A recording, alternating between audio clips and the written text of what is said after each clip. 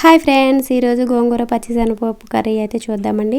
ముందుగా స్టవ్ వెలిగించుకుని స్టవ్ పైన గిన్నె పెట్టి ఆయిల్ వేసి పోపు దినుసులు వెల్లుల్లి వేసి వేయించుకోవాలి. తర్వాత కరివేపాకు ఎండుమిర్చి కూడా వేసి వేగిన తర్వాత సన్నగా కట్ చేసుకున్న ఉల్లిపాయ ముక్కలు అయితే వేసి వేగిన తర్వాత ఒక చిన్న టమాటా అయితే కట్ చేసి వేయించుకోవాలి.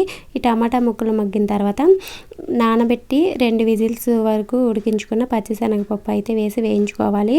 అలాగే నేను ఇక్కడ గోంగూర అయితే ముందుగానే నూనెలో వేసి మగ్గించుకున్నానండి. అందువల్ల శనగపప్పు వేసిన తర్వాత వేయించాను. ఒకవేళ మీరు ఫ్రెష్ గోంగూర తీసుకున్నట్టయితే టమాటా ముక్కలు మగ్గిన తర్వాత గోంగూర వేసి గోంగూర బాగా మగ్గిన తర్వాత శనగపప్పు అయితే వేసి వేయించుకోండి.